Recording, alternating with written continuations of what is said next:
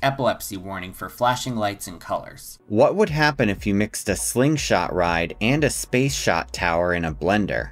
You'd get the Sky Sling, an ambitious flat ride made by world-famous ride manufacturer S&S Power, now S&S Sansei. It was, without a doubt, one of the most intense and ambitious flat rides ever created. But in just over a decade, every installation of this attraction would be closed for good. But how could such an exciting thrill ride go extinct? Let's go over the failure of the S&S Sky Sling right here on Theme Park Crazy.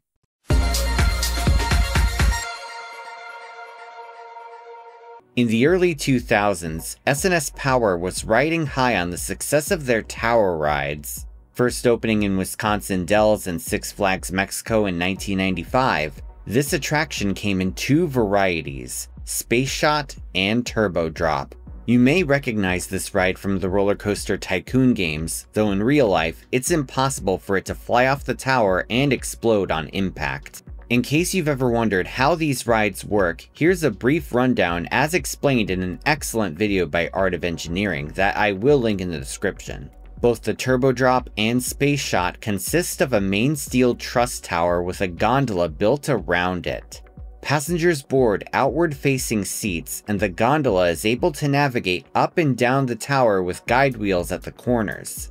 Inside the tower is a compressed air system. Here, there are 4 shot tanks with pistons that are connected to each side of the gondola via steel cables. In the center, a main accumulator tank stores compressed air. This tank is also hooked up to the shot tanks. So when it's time to launch, the air from the accumulator tank pushes down the shot tank's pistons, pulling the gondola upwards towards the sky. Meanwhile, the Turbo Drop sends guests shooting downwards faster than gravity. In this case, the pistons are pushed up to send the gondola downwards. Almost immediately after they were introduced, the Space Shot and Turbo Drop were the hottest new things in the amusement industry. To this day, countless parks across the globe have opened these attractions. Many of these installations are combo towers consisting of 2, 3, or even 4 of these tower rides in one structure. Some of these towers are capable of giving both a Space Shot and a Turbo Drop experience in the same ride.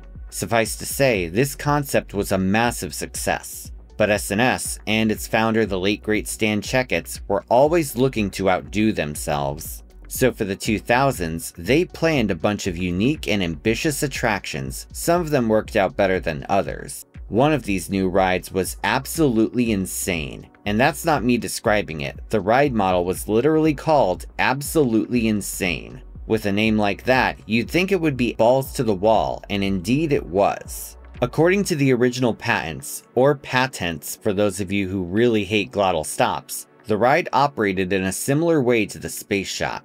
In this case, the gondola sat in the middle, with 3 cables connecting it to the 3 surrounding towers.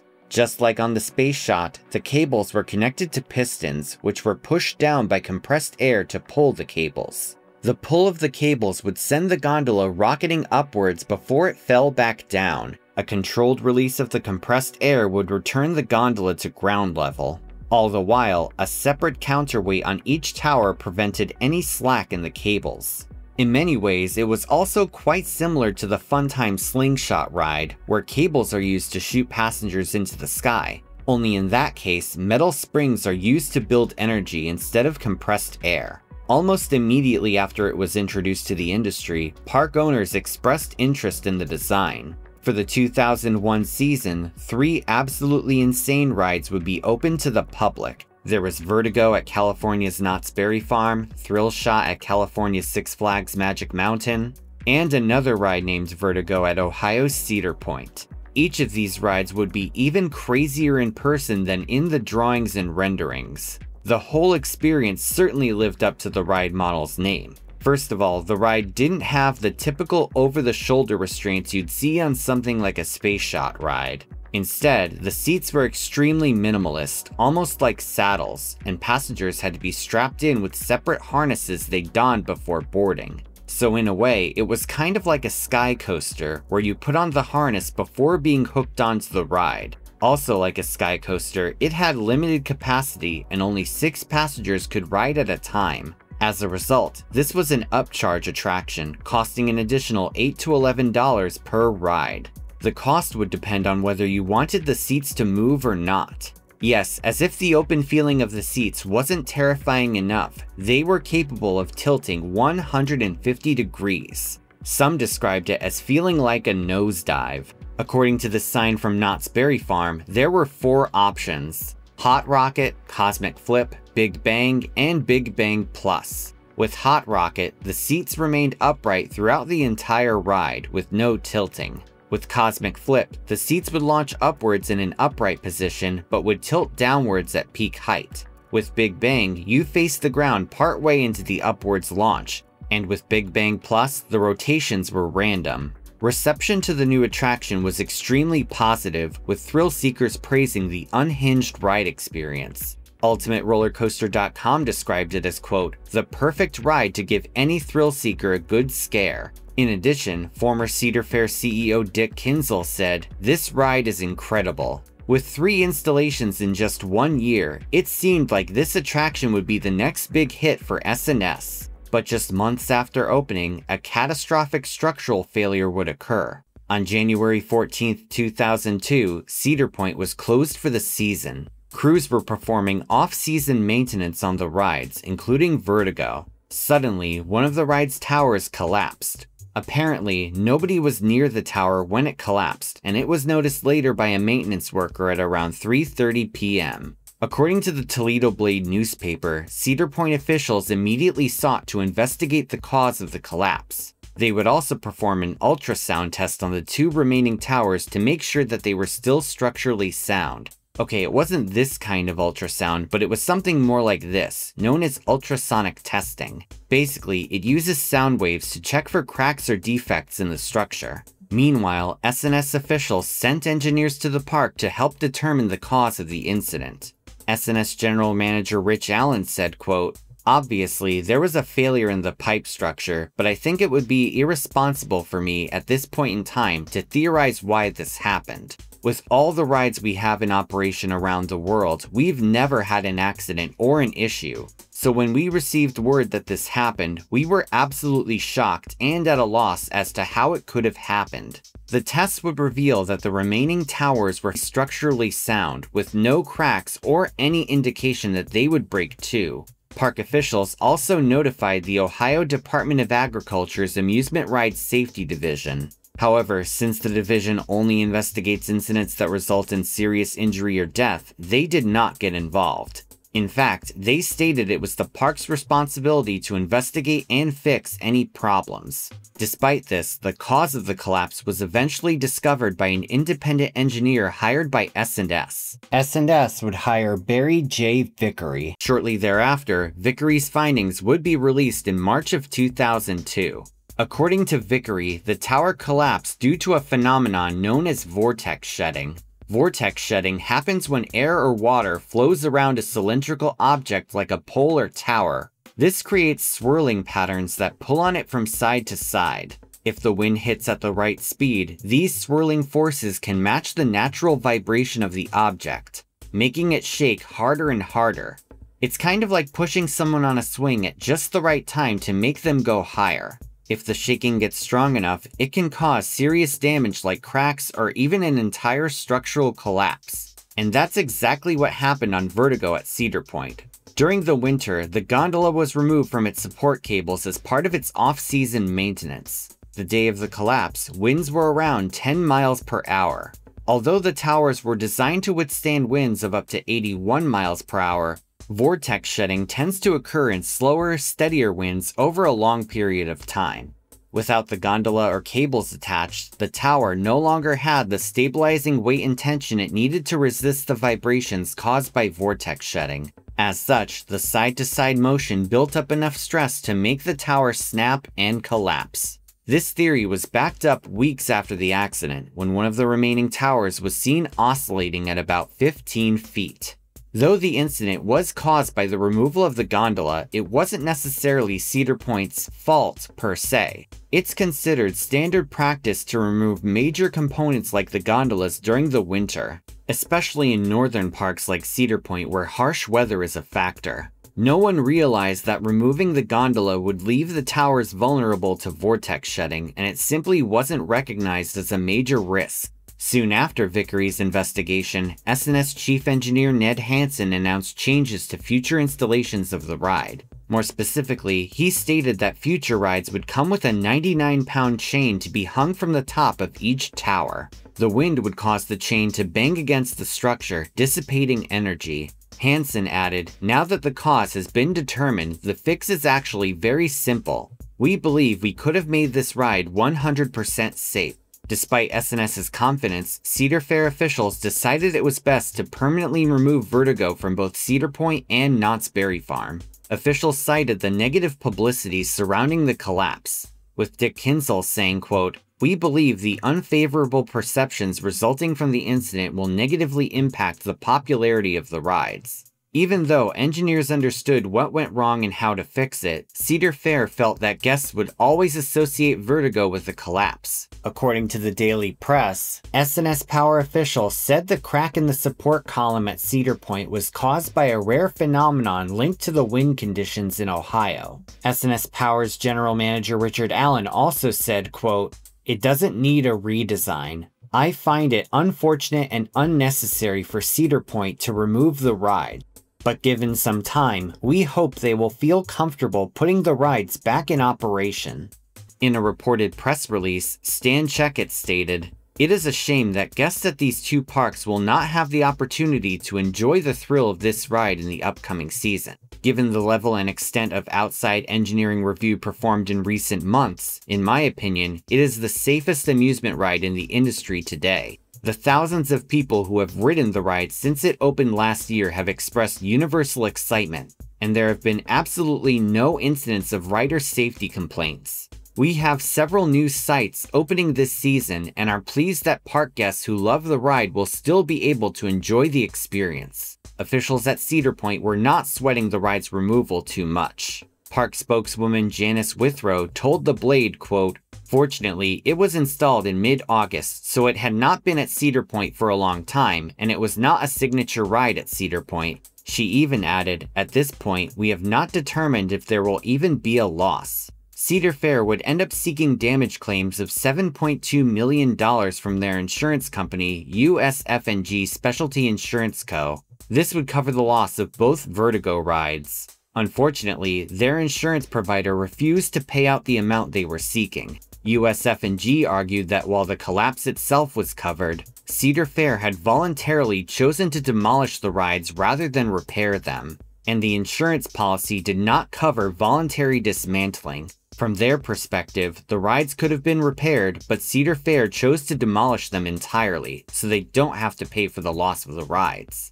Imagine getting into a car accident and damaging your front headlight. Your insurance provider is willing to pay for the headlight, but they won't pay you for the whole car if you decide to push it into a volcano. One does have to wonder if this is the reason Cedar Fair decided to reimagine Top Thrill Dragster instead of tearing it down, but that's besides the point. With both Vertigo attractions gone, only Thrill Shot at Magic Mountain was left in operation. Regardless, S&S wasn't ready to give up on the attraction, and soon announced an all-new version of it. According to an excellent article by Screamscape, the model's name was changed from Absolutely Insane to Sky Sling. Though it had the same overall system, with 6-person gondolas, tilting seats, and an air-powered cable launch system with 3 towers, the new version would feature several key differences from the original design. Instead of the old version's minimalist saddle-style seats, Sky Sling introduced new over-the-shoulder harnesses and lap bars that gave less daring riders a more secure feeling. The ride system and air power were also upgraded to allow for a double launch at nearly 50 miles per hour, hitting forces of 2.5 Gs. This added variety and rewritability that the original lacked. Screamscape said of the new version, quote, "The Sky Sling has all the makings of a major hit attraction." Over the next few years, several of these attractions would open. The Six Flags chain would order 2 more of these rides for 2003. Both of these attractions would be named Eruption and would operate at New Jersey's Six Flags Great Adventure and Oklahoma's Frontier City. Then in 2004, another would open across the Atlantic at England's Fantasy Island. This would be the only one installed outside of the United States. Funnily enough, that installation was named Absolutely Insane after the original model. So how did these new versions of the ride fare? Well, they operated for less than a decade. Though not much is known about the installations at Frontier City and Fantasy Island, the one at Great Adventure was pretty well documented by the amazing GreatAdventureHistory.com. Though it did have its fans, Eruption didn't see much success on the Midway. It did generate a lot of interest, but more guests seemed to be interested in watching it than actually paying extra for a ride. According to Great Adventure History, the ride was also constantly closed for maintenance and unspecified design issues. And on at least one occasion, the gondola collided with one of the towers. These were said to be minor strikes, so they were not well documented or reported on, but they would also close down the attraction for a while. Great Adventure History noted growing evidence of design flaws, but it's not known what exactly those flaws were. That said, I once again contacted James from the Art of Engineering YouTube channel for his input. According to him, although the Sky Sling was based on similar technology to S&S's popular space shot towers, it had some major design differences that may have made it less reliable.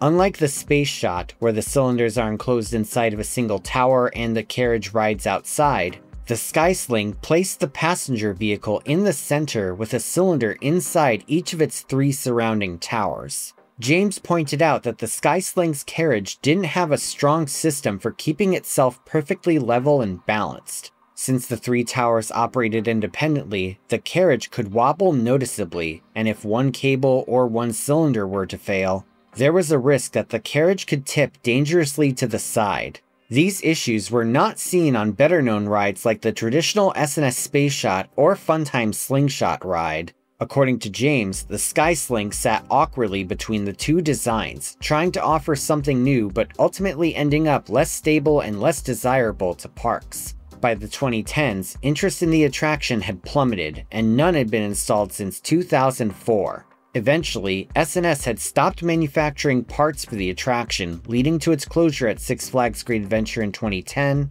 Magic Mountain in 2011, and Frontier City in 2012. By 2013, the Sky Sling had completely vanished from the amusement landscape. A ride that was once hyped as the next great innovation in thrill rides had gone extinct. Although the original Absolutely Insane and Sky Sling rides were daring concepts and ahead of their time, they ultimately proved too ambitious for their own good. It really shows how delicate the balance can be between innovation, safety, reliability, and marketability in the amusement industry.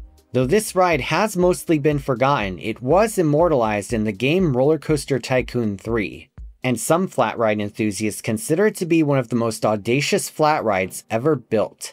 Though it may be extinct today, its story stands as an example of how eager Stan Checketts and his team were to push the limits of thrill engineering.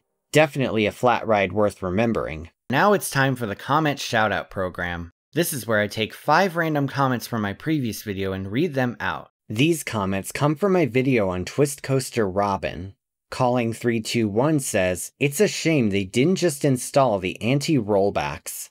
Jatsby the Stappen 9814 says, "A shame that Twist Coaster Batman didn't come to the rescue." Dino Dude 1006 says, "Imagine working on a roller coaster that you were really proud of and excited for people to ride it, and then it crashes on opening day." Caffeinated Da Vinci says, "Seems like a classic case of over-engineering a solution to remove a simple design used without fault for decades. Fixing a problem that isn't a problem." And FUGP72 says, "Seems like even if the new design works properly, it still allows the car to roll back a few more feet before it comes to an abrupt stop. It would probably take a bit for the anti-reverse mechanism to engage the reverse brake, compared to the brake basically always being engaged, so it would cause a bigger jolt to riders." If you want to see your words in my next video, leave a comment down below and it may be selected. Please note though that inflammatory or spam comments will not be read. Also, here's a shout out to my newest Patreon members, including a couple that I somehow missed recently. Here's a special shout out to Breed2771, Chris Cusera, Georgia, and Pokemon Master Samantha Randall. Thank you all so much, and I will put a link in the description if you want to support me on Patreon. Thanks for watching, everyone. Feel free to like, share, and subscribe. You can follow me on social media on Instagram and Facebook, or you can check out my website at themeparkcrazy.com. And I'm on TikTok. This is Theme Park Crazy, and I'll see you all next time.